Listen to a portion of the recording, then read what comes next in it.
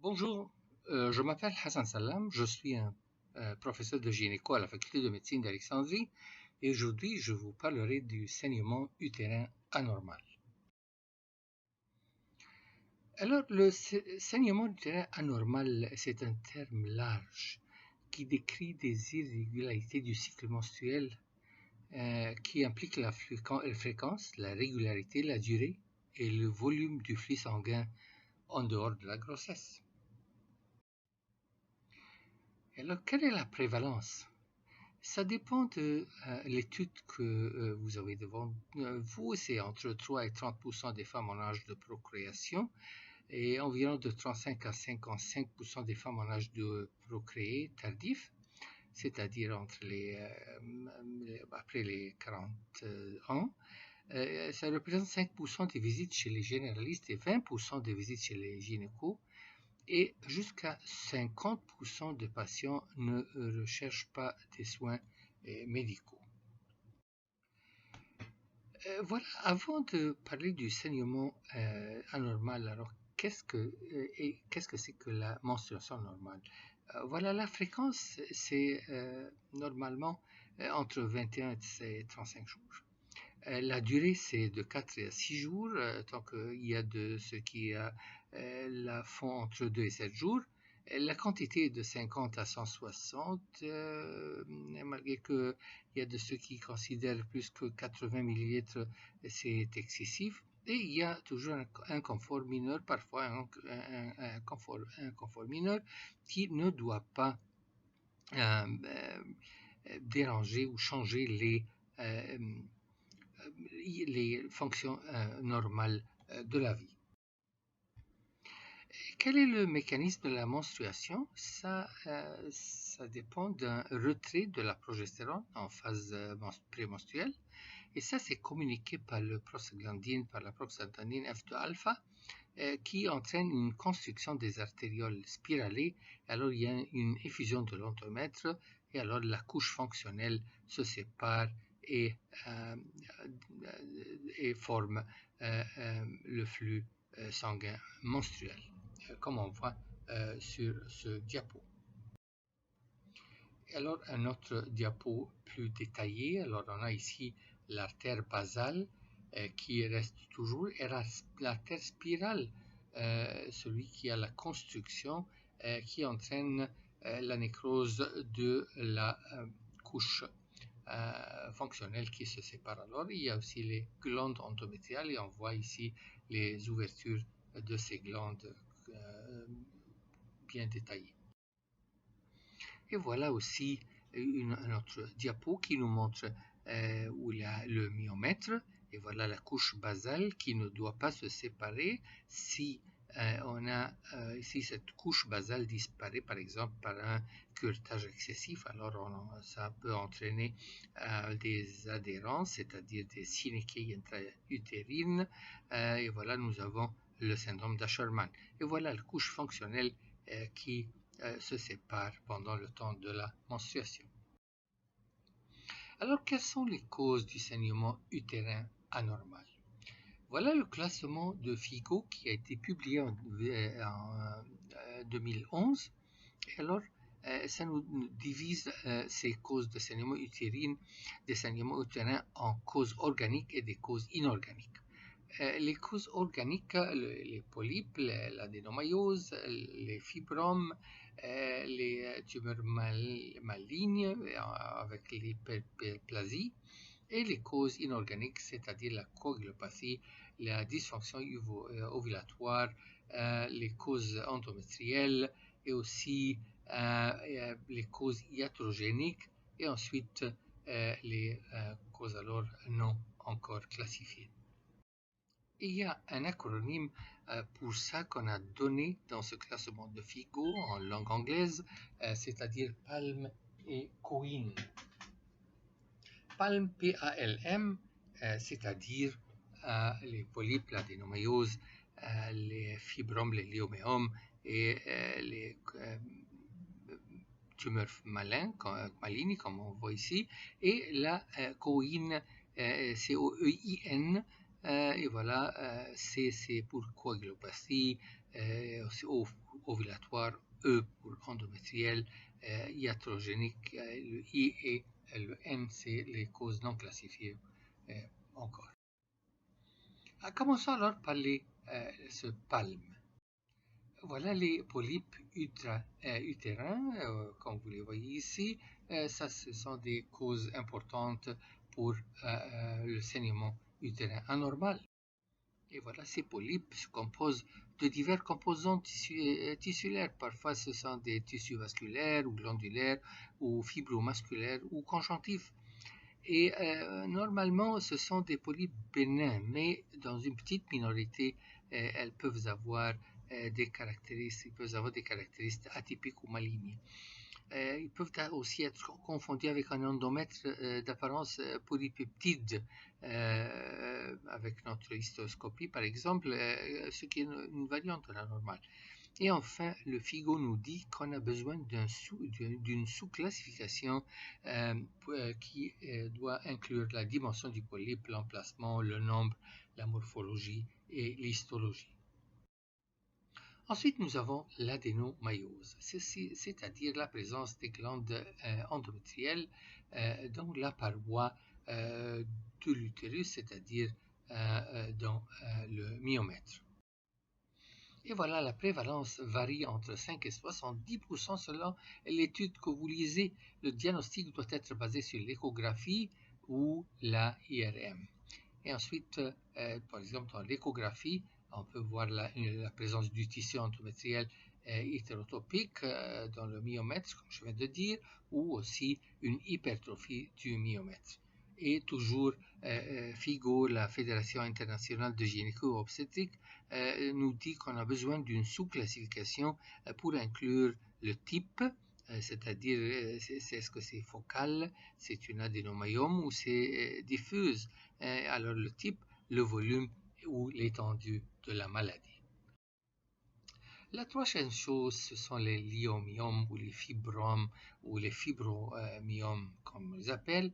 Et voilà, on sait qu'il y a des fibromes sous-séreux, on sait qu'il y a des intramuraux, et ensuite il y a aussi les sous-muqueux, comme on voit dans ce diapo. Elles sont appelées les lyomyomes ou les myomes ou les fibromes, et la prévalence est un peu plus élevée chez les femmes d'ascendance africaine. Il varie en taille et en emplacement, comme je viens de dire. Il y a ce qu'on doit se rappeler qu'il y a de nombreux lyomyomes ou de fibromes qui sont asymptomatiques, c'est-à-dire que la femme n'a pas de problème. Elle n'a pas de saignement, ce n'est pas à dire que chaque femme qui a un fibrome doit avoir un saignement. Et alors, elles ont des taux de croissance très variables et il y a une nouvelle classification de FIGO qui a été une sous-classification, c'est-à-dire qui a été proposée. Et voilà cette sous-classification.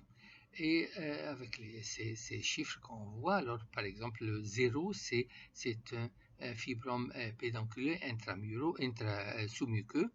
1 et 2, c'est-à-dire 0, 1 et 2, ce sont des fibromes sous-muqueux. Le 0, c'est un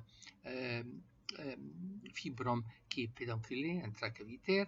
Et ensuite, le 1, c'est-à-dire un fibrome sous-muqueux, mais moins que 50% de ce fibrome est intramural. Donc, numéro 2, c'est que plus que 50% sont intramurales. Ensuite, entre 3 et 8, ce sont les autres fibromes. Par exemple, le numéro 3, c'est un fibrome intramural, mais qui a un contact avec l'endomètre, comme on le voit ici. Numéro 4 est totalement intramural, qui n'a pas de contact avec l'endomètre ou la sérose. Numéro 5, c'est sous-séreux, mais moins que 50% est intramuraux et sous-séreux, c'est-à-dire, et le reste c'est intramural. Numéro 6, c'est la plupart de partie de ce fibrome est sous-séreuse, plus que 50%. Et ensuite, il y a le numéro 7 qui est un fibrome pédonculé qui est totalement sous-séreux, alors pédonculé. Il y a aussi Le numéro 8, ce sont les autres qui sont par exemple un fibrome cervical ou parasitique. Et voilà. Il y a le numéro 2, trait d'union 5, c'est-à-dire qui touche l'endomètre d'une partie et la sérose de l'autre côté, mais c'est un myome intramural comme on voit dans ce système de sous-classification. Ensuite, on a les M. Les M, ce sont malignes, ce sont les lésions malignes qui entraînent ce saignement. Et le plus important, bien sûr, c'est le cancer de l'endomètre, comme vous le voyez ici. Et l'incidence est selon l'âge. Elle varie selon l'âge, bien sûr, mais en général, c'est de 27% par chaque 100 000 femmes. Elle est plus fréquente chez les femmes blanches, obèses et diabétiques, et chez les femmes infertiles ou les femmes à faible parité. L'âge moyen des femmes, c'est de 60 ans et c'est rare de voir du cancer de l'endomètre dans des femmes de moins de 45 ans. Et bien sûr, chez les femmes ménopausées recevant le traitement hormonal substitutif, on doit toujours voir cette patiente chaque année, par exemple, et voir l'épaisseur de l'endomètre. Alors, si l'endomètre est épais, plus que 11 mm, alors on a un risque de cancer de 6,7%, mais si c'est moins que 11 mm, ce risque diminue à 0,002%, comme vous voyez sur ce diapo. Et voilà les stades du cancer de l'endomètre qu'on connaît et qu'on va voir dans nos présentations sur l'oncologie. Stage 1, normalement, dans tous les tumeurs, c'est un stage qui est dans l'organe. Stage 2, ici, ça part du corps de la matrice et ça s'est étendu dans le col, comme on le voit. Stage 3, c'est-à-dire que c'est dehors de la matrice du col. Et stage 4, c'est-à-dire c'est étendu dans les organes distants. Et on a aussi la sarcome de l'utérus. Ça, c'est rare, mais c'est très important. Parce que, comme je dis, c'est extrêmement rare. 6 femmes sur 1 million. Mais là, l'âge moyen, c'est de 51 ans. Mais elle a une tendance à être agressive. Et le taux de survie à 5 ans n'est que de 50%, par exemple. Donc, si on compare ça à les autres cancers gynécologiques, on a normalement un taux de survie à 5 ans, à peu près de 90% si la tumeur est confinée à l'organe d'origine. Il est hautement guérissable si c'est détecté tôt.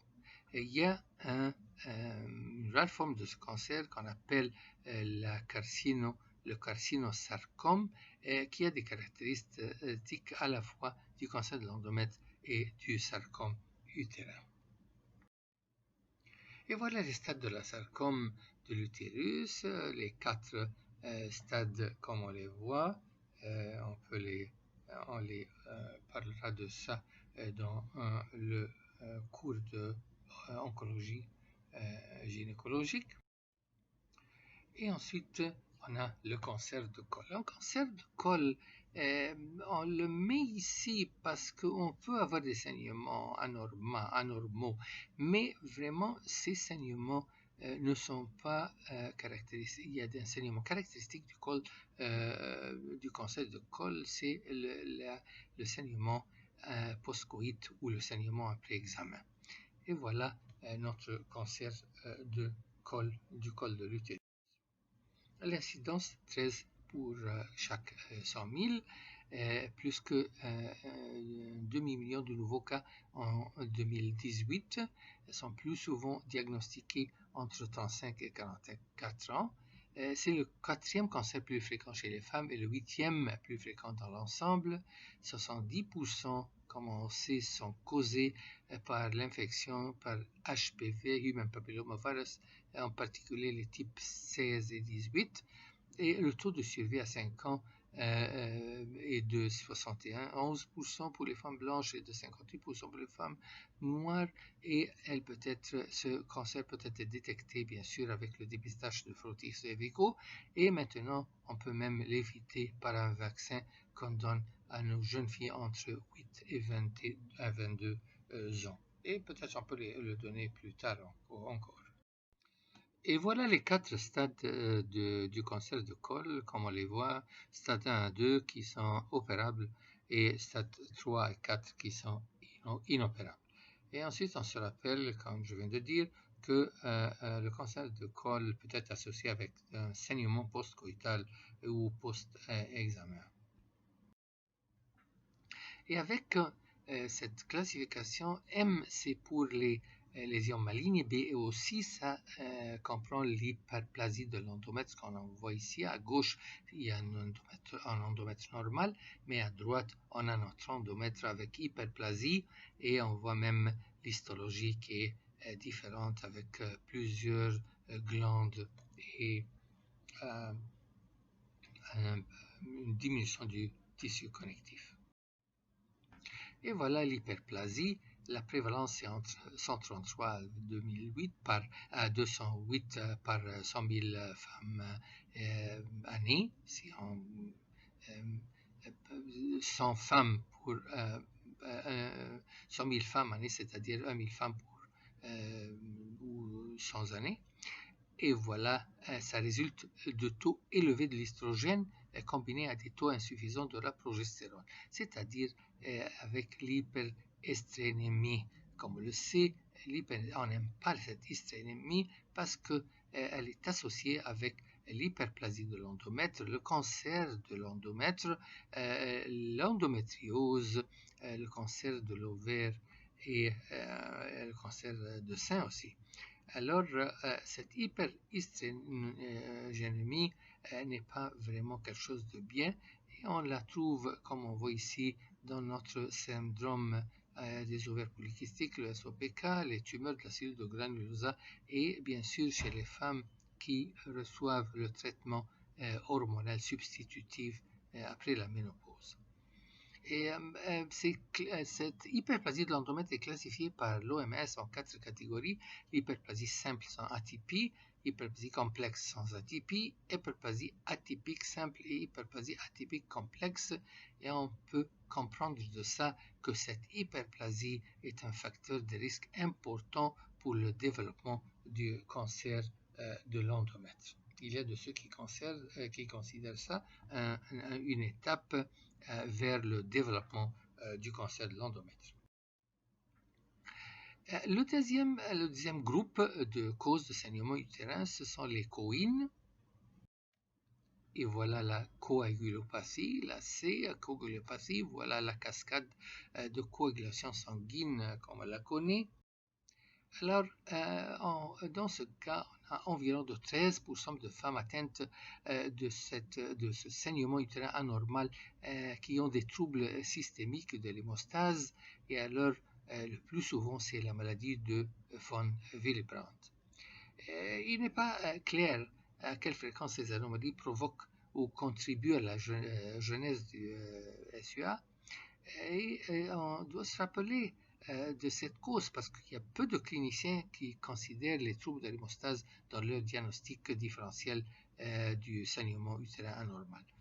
Et on doit se rappeler aussi qu'il y a des femmes qui utilisent des anticoagulants pour des problèmes cardiovasculaires ou d'autres causes. Alors ça peut entraîner le saignement. Le O maintenant, SUA trait d'union O, c'est-à-dire la dysfonction ovulatoire. Et voilà, nous avons notre diapo avec tous les hormones, l'estradiol, la progestérone, le FSH, le LH qu'on connaît maintenant. Et voilà, s'il y a une dysfonction, ça peut entraîner ce saignement. Alors, la dysfonction ovulatoire peut conduire au SUA. Ces saignements peuvent être légers et peu fréquents, mais aussi on peut avoir des épisodes de ménorrhagie imprévisibles et extrêmes. Et peut être due à une diminution de la production de la progestérone à partir du corps jaune ou une production irrégulière de la progestérone chez ces femmes préménopausées. Alors, c'est principalement dû à des endocrinopathies, par exemple les SOPK, l'hypothyroïdie, l'hyperprolactinémie, le stress mental, l'obésité, l'anorexie, perte de poids et exercice extrême. Ah, voilà, ça, ce sont les causes ovulatoires de notre saignement. Et il y a aussi les causes endométriales. On voit ici notre endomètre avec la couche basale, la couche fonctionnelle comme on se rappelle, la phase folliculaire, ensuite l'ovulation et ensuite la phase lutéale qui peut être elle-même divisée en précoce, avancée ou tardive. Ensuite on a les règles de nouveau. Alors le saignement utérin anormal dû à des causes endométriales est dû à des troubles primaires de l'endomètre. Le mécanisme qui est responsable de la régulation de l'hémostase endométriale locale. Et ça peut être à cause d'un déficit dans la production locale des vasoconstricteurs ou une augmentation de la production locale des vasodilateurs. Les vasoconstricteurs comme l'endothéline 1 et la prostaglandine F2-alpha et les vasodilateurs comme la prostaglandine F2 E2 et la prostacycline qu'on appelle parfois prostaglandine I2. Et alors, il y a une lyse accélérée du caillot endométrial à cause de la production excessive d'activateurs du plasminogène, un déficit du mécanisme de réparation de l'endomètre à cause d'une inflammation de l'endomètre, par exemple une vasculogenèse anormale. Et ce diagnostic peut être abouti par exclusion. Et ensuite, on a les causes iatrogènes de saignement. Iatros en grec, c'est-à-dire médecin. Et alors, les causes iatrogènes, c'est-à-dire qu'elles sont causées par le médecin lui-même. Il y a deux grandes causes pour ça. Les agents pharmacologiques, c'est-à-dire que le médecin a donné quelques médicaments qui entraînaient ce saignement. Par exemple, les stéroïdes, comprenant les estrogènes, les progestatifs, les androgènes, par exemple les contraceptifs oraux, des hormones transdermiques ou vaginaux, ou injectables, parfois on oublie ça. Les anticonvulsants et les antibiotiques, par exemple la rifampicine et la grisofulvine. Les agents qui interfèrent avec le métabolisme de la dopamine, par exemple l'amitriptyline, la nortriptyline et les phénocyazines qui réduisent la prise de la sérotonine. Et enfin, les anticoagulants, comme on vient de dire, tels que la warfarine, l'héparine de bas poids moléculaire.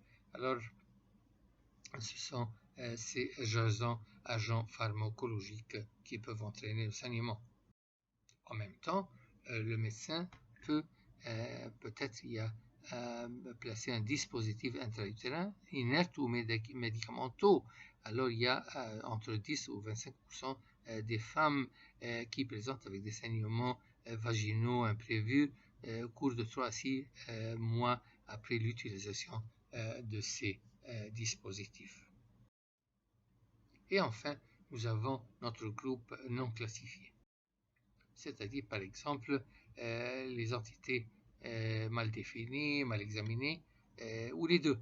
Par exemple, une endométrite chronique, des malformations artério-veineuses, une hypertrophie de l'endomètre, et d'autres troubles non encore identifiés qui ne sont pas définis que par des tests biochimiques ou biologie moléculaire. Alors on a laissé ce groupe pour les non classifiés. Bien pour la classification. Alors, la prise en charge. La prise en charge, ça commence par une bonne histoire, un examen, le bilan et ensuite le traitement. Dans l'historique, on doit demander à notre patiente quand est-ce que ce saignement a commencé, la durée, combien de temps, la quantité, l'histoire obstétricale, elle a des enfants, non, elle n'a pas des enfants, et histoire gynécologique, elle a eu des problèmes gynécologiques ou des opérations gynécologiques. Par exemple, il y a des maladies dans le passé ou des maladies présentes, des médicaments actuels qu'elle prend ou si elle a un dispositif intra-utérin. Alors, une bonne histoire, c'est le commencement. Et voilà un pictogramme qui peut aider nos patientes, un pictogramme menstruel, parce qu'il y a des femmes qui exagèrent leurs symptômes et celles qui ne disent pas, qui aiment diminuer les symptômes parce qu'elles ont peur, par exemple, que le médecin va faire une opération. Et voilà l'examen bimanuel, on appelle ça le touche vaginale, mais c'est toujours bimanuel parce qu'on doit compresser l'utérus entre nos deux mains. Aujourd'hui, bien sûr, l'échographie vaginale peut nous aider beaucoup et, dans mon avis, il n'y a pas un examen gynécologique complet sans échographie vaginale. Parce que selon cette échographie, on peut voir par exemple que notre patiente a un fibrome. Ça, c'est une échographie abdominale. Et ça, c'est une échographie vaginale qui montre toujours un fibrome. Et aussi, on peut utiliser notre échographie pour faire la sonohystérographie, c'est-à-dire qu'on injecte une solution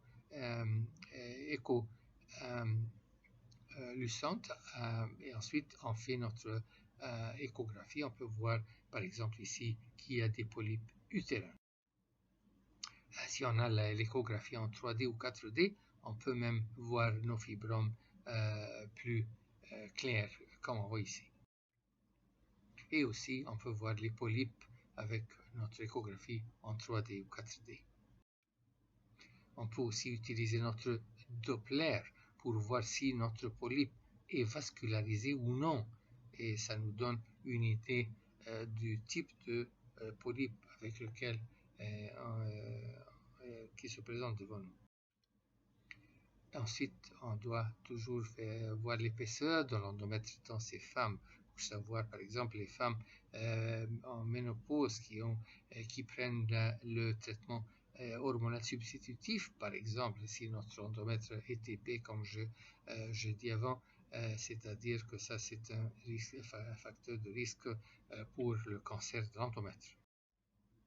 Et on peut aussi faire une étude de Doppler de notre endomètre et de notre myomètre. Par exemple, si on a un fibrome avec une vascularisation exagérée, on peut penser d'une sarcome, par exemple. Et ensuite, on peut toujours faire une biopsie endométriale avec notre pipelle. C'est une chose simple qui ne doit pas entraîner des douleurs. Et voilà, c'est un cathéter en plastique qui est inséré dans l'utérus à travers le col de la matrice pour obtenir un échantillon de l'endomètre et faire l'examen pathologique. Et ensuite, on fait les analyses de laboratoire. La numération globulaire est importante. Ensuite, on peut faire l'évaluation endocrinienne et le profil de coagulation. Voilà, la numération, c'est très important de voir le taux d'hémoglobine parce que on veut savoir si notre patiente vraiment a une anémie. Normalement, on considère l'anémie moins de 11 grammes par décilitre. Ici, c'est en litres, alors c'est 110 grammes par litre, par exemple, et voir aussi le type d'anémie, s'il y a une anémie, mais dans notre cas, c'est normalement une anémie qui est due à un déficit de fer.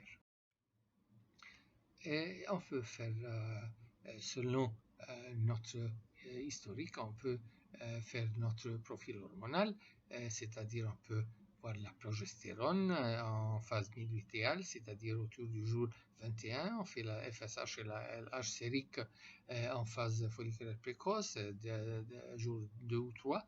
La prolactine sérique aussi peut nous peut-être la prolactine peut être élevée dans quelqu'un de ces cas, et un TSH sérique si nécessaire. Si c'est anormal, alors on fait le T3 et le T4, Et ensuite, on a besoin de faire la testostérone plasmatique et l'androstenedione si par exemple on a une patiente qu'on pense qu'elle a le SOPK. Et si on pense que peut-être notre patiente a un problème de coagulation, alors on fait le profil de coagulation. On commence avec le temps de prothrombine, le test ABTT, mais aussi selon les résultats, on peut faire les anticorps de cardiolipine, l'hémocystéine sérique, les anticorps antinucléaires, la protéine C, le S et l'antithrombine 3. Et si on a un problème, alors notre collègue l'hématologue peut nous aider. Parfois, on a besoin de faire une hystérosalpingographie pour voir si on a un polype intra-utérin, par exemple. On faisait ça dans le passé, mais aujourd'hui, avec notre échographie à 3D ou 4D, on peut diagnostiquer nos polypes dans la plupart des cas. Ensuite, notre échographie peut nous aider à voir s'il y a une adénomyose, comme on voit à gauche, mais à droite, il y a l'IRM qui est l'étalon d'or pour faire le diagnostic de l'adénomyose, comme on voit à droite. Alors, l'utérus est assez grand, et aussi il y a une hypertrophie du myomètre, mais plus important, on a ces petites îles d'endomètre dans la substance du myomètre. Et parfois on a besoin de faire une hystéroscopie. Il y a une structure qu'on peut faire au cabinet, c'est-à-dire sans dilatation. C'est notre hystéroscope peut être moins de 4 mm de diamètre, alors on peut faire ça sans dilatation. Et voilà, on peut par exemple voir s'il y a un polype. Et voilà, à gauche, nous avons une cavité normale, au milieu, nous avons des polypes, et à droite, on a les synéchiques. Ce n'est pas notre problème maintenant. Et parfois, on a besoin de faire une cilioscopie. Avec la cilioscopie, alors, on peut voir s'il a des fibromes, où est-ce qu'ils sont placés, ou voilà, dans ce cas, par exemple, il y a un fibrome cervical qui est dans la paroi postérieure de notre col de l'utérus. Alors, quel est le traitement? Il y a un traitement général, d'abord de l'anémie et avec des agents hémostatiques. Ensuite, on a le traitement spécifique de notre cause.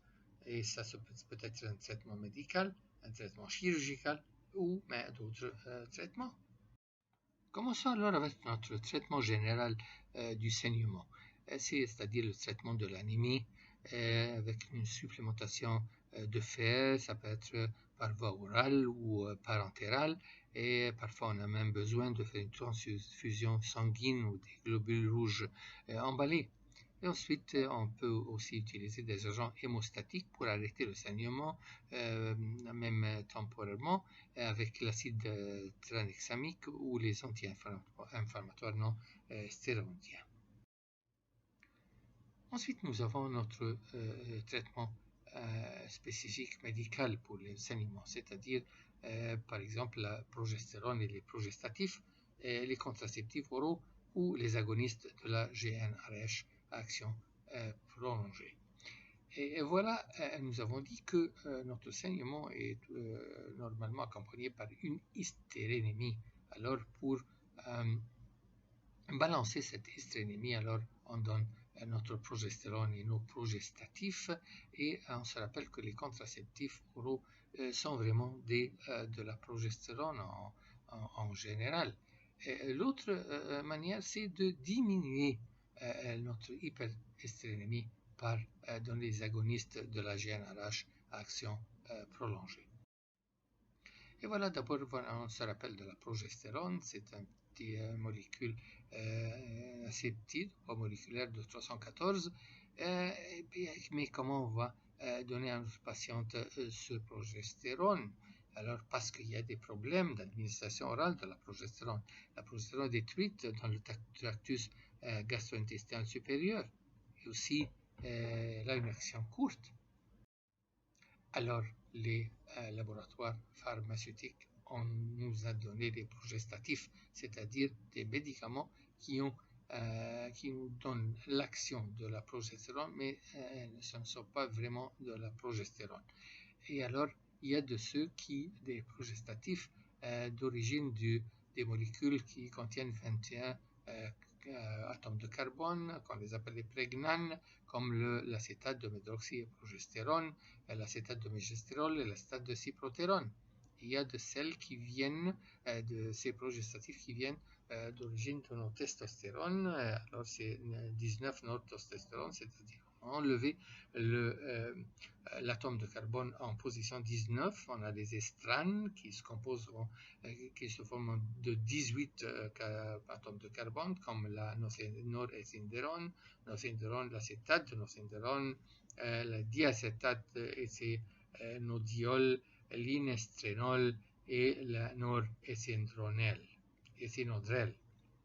On a les progestatifs qui sont des gonanes, c'est-à-dire qui contiennent 17 atomes de carbone, comme le norgestrel, le lévonorgestrel, le norgestimate, désogestrel et la gestodène. Et enfin, on a notre drospérinone qui est d'origine à travers le spironolactone.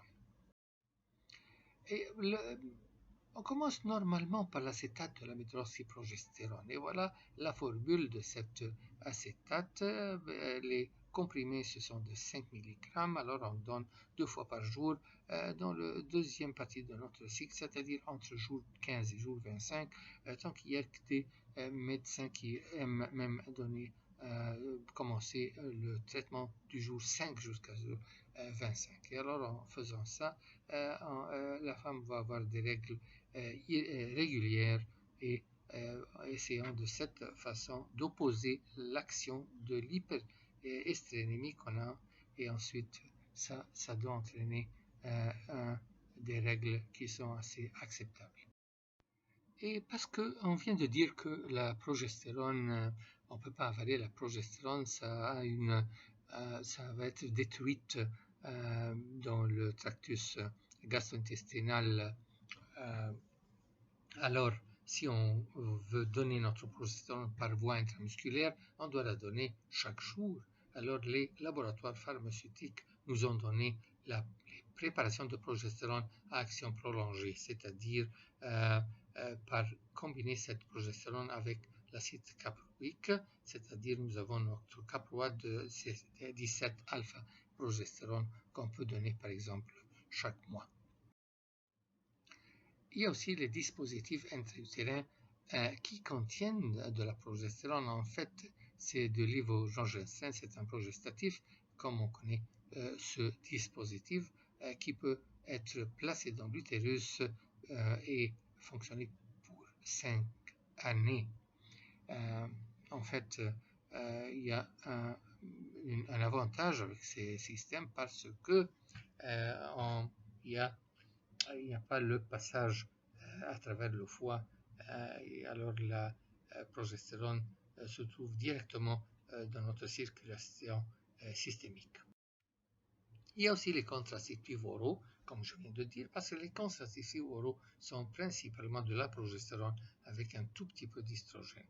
Alors on peut les utiliser, elles sont faciles à utiliser, on les connaît déjà, il y a beaucoup de femmes qui les connaissent déjà, 21 jours par exemple et 7 jours de repos dans lesquels on aura des règles et ces règles doivent être moins sanguines.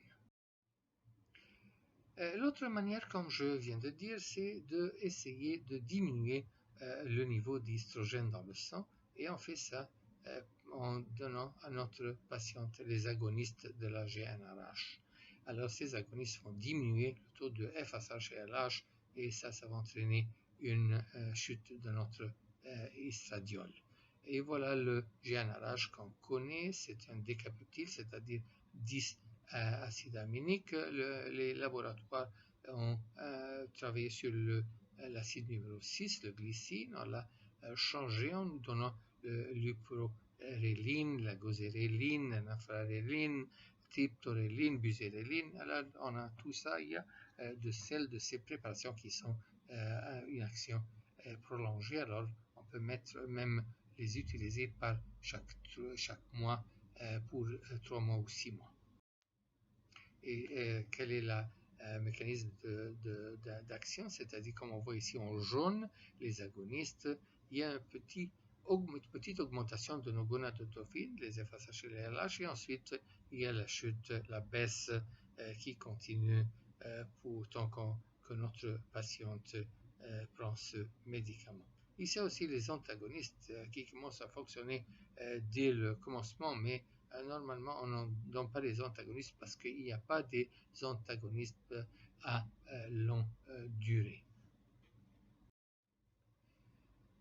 Si le traitement médical n'est pas satisfaisant, alors parfois on a besoin de faire le traitement chirurgical. C'est-à-dire quoi? C'est-à-dire par exemple faire une dilatation et curetage. Ça c'est une solution temporaire, mais parfois on a besoin de la faire parce qu'il y a un saignement assez excessif. Mais ce qui est plus spécifique, c'est de faire une polypectomie si on a une polype, une myomectomie si on a un fibrome et notre patiente veut conserver sa fertilité, ou bien une hystérectomie si notre patiente ne veut pas être enceinte, elle a déjà complété sa famille et elle ne veut pas être enceinte, alors on fait l'hystérectomie. Et on peut faire ces choses, il y a plusieurs techniques, comme on dit la dilatation et curetage. On peut faire les autres selon l'hystéroscopie, la cystoscopie chirurgique ou robotique, la laparotomie, et aussi nous avons aussi la chirurgie vaginale.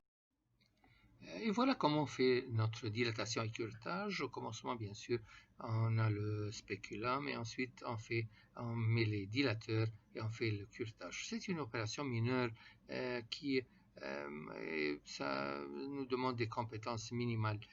Mais comme je viens de dire, l'effet est temporaire, mais ça nous permet par exemple de prendre une biopsie de l'endomètre et il y a toujours un risque de perforation si le chirurgien n'est pas assez expert. Ce qui est plus spécifique, c'est de faire la polypectomie avec l'hystéroscope qu'on voit ici, et à droite on voit notre résectoscope, comme on l'appelle, en essayant de résecter notre polype. Il y a aussi la myomectomie, c'est-à-dire enlever le fibrome et garder l'utérus comme on le voit ici. On peut faire ça avec une laparotomie ou selon une cystoscopie ou une chirurgie robotique. Et voilà la chirurgie robotique, comme on le voit. Nous avons notre chirurgien qui est assis sur la console et tous les instruments sont attachés. Il peut bouger les instruments là. Il y a son assistant qui aide à placer tous les instruments et les fixer en position. Et enfin, si notre patiente a complété sa famille, elle ne veut pas avoir des enfants et les autres traitements n'ont pas été satisfaisants, alors on fait l'hystérectomie. Et cette hystérectomie peut être partielle, c'est-à-dire on garde le col de la matrice et on resecte seulement le corps de la matrice, de l'utérus. Il y a toujours un débat. Est-ce qu'on doit laisser le col, lever le col? Il y a de ceux qui, parce qu'à droite, on voit l'hystérectomie totale où on resecte aussi le col avec le corps de l'utérus. Et alors, comme je dis, il y a un débat. Il y a de ceux qui disent si on laisse le col, alors on peut avoir un cancer de col après ça, mais il y a toujours les frottis cervicales, il y a l'examen chaque année qu'on peut voir si notre patient va développer le cancer du col, parce que d'autre côté, quand on fait la hystérectomie totale, on a besoin de couper les ligaments, alors ça peut entraîner une chute de notre vagin après ça. Bien sûr, il y a des étapes qu'on fait pendant l'opération pour éviter ça, mais ça peut toujours arriver. Et si on fait une hystérectomie partielle ou totale, on peut garder les ovaires ou on peut resecter les ovaires avec nous. Et il y a toujours aussi un débat, est-ce qu'on doit garder les ovaires, on doit enlever les ovaires, mais s'il y a une pathologie dans l'ovaire, bien sûr, c'est plus prudent de enlever l'ovaire, mais l'ovaire même après la ménopause a une fonction. Alors on essaie toujours de garder au moins un ovaire. Et comme je dis, cette hystérectomie peut être faite aussi avec la célioscopie, et parce qu'elle peut être aussi faite par voie vaginale. Et si notre utérus n'est pas très grand, alors on peut toujours faire l'hystérectomie par voie vaginale. Il y a aussi d'autres modalités de traitement, par exemple l'ablation de l'endomètre et l'embolisation de l'artère utérine. Il y a aussi la myolyse par l'ultrason focalisé dirigé par l'IRM. Et voilà par exemple la résection endométriale à l'aide du résectoscope à travers l'hystéroscope. Nous avons à droite, on fait la résection. On peut faire ça aussi avec une bile roulante, comme on le voit ici, qui va avec la chaleur qui va détruire notre endomètre. On peut faire ça aussi avec le laser, mais le laser, le rayon de laser est très fin, alors on peut prendre beaucoup de temps pour compléter notre opération. Alors ce n'est pas l'opération idéale pour faire notre ablation de l'endomètre. Parce qu'il y a aussi une ablation de l'endomètre par hydrothermie, c'est-à-dire il y a ce ballon où il y a un fluide dans le ballon, qu'on réchauffe ce fluide à travers ce boîtier de commande, c'est tout contrôlé, et voilà, le réchauffeur augmente la température du fluide, ensuite ça détruit notre endomètre. Une autre façon, c'est d'utiliser les micro-ondes pour faire la même chose, et voilà notre sonde dans notre utérus et le boîtier de commande et le moniteur. Une autre méthode pour faire l'ablation de l'endomètre, c'est d'utiliser la radiofréquence, comme on voit dans cette machine. Et alors on introduit la sonde dans l'utérus et cette sonde prend la forme de l'utérus et ensuite on fait l'ablation de l'endomètre par radiofréquence. Une autre méthode de traitement, c'est l'embolisation de l'artère utérine. Alors dans ce cas, on introduit un cathéter à travers l'artère fémorale et qui est guidé, ce cathéter est guidé par la radiologie, et ensuite ça se trouve, on le guide jusqu'à l'artère utérine, et dans l'artère utérine on fait l'injection de particules de polyvényle qui bloquent ces petites artérioles qui donnent le sang à notre fibrome. Ensuite, il y a une autre méthode, c'est la myolyse par ultrason focalisé qui est dirigée par l'IRM. Comme vous voyez, notre patiente est allongée sur le lit et notre transducteur est fixé vers le tumeur, et ensuite cette myolyse est faite par ultrason à fréquence très élevée. Il y a bien sûr des avantages pour ces nouvelles modalités, mais il y a aussi des inconvénients et parfois des complications. Par exemple, il y a de cette modalité qui sont coûteuses, Il y a de celles qui nécessitent une formation, il y a un risque de perforation dans quelques-unes, par exemple quand on fait la résection avec l'hystéroscope. Il y a des risques de complications systémiques, par exemple l'embolisation, c'est parfois difficile à contrôler, alors on fait l'embolisation dans une autre artère. Il y a le risque de récidive toujours, et il y a un risque de masquage de la malignité, c'est-à-dire par exemple quand on fait la résection avec l'hystéroscope, on entraîne des synéchies après ça, alors notre utérus euh, est fermé vraiment. Alors si on a un développement du cancer, par exemple, la femme ne va pas avoir des saignements, alors dans le temps, par le temps qu'on découvre qu'elle a un cancer, c'est déjà assez avancé. Alors enfin, on peut dire qu'il n'y a pas un traitement qui est pour tout le monde. Il n'y a pas une taille pour tous, parce que ça ne convient à personne. Alors en fait, on doit toujours faire notre traitement individualisé en fonction de notre cas. Et avec ça, je termine ma présentation et je vous remercie pour votre attention.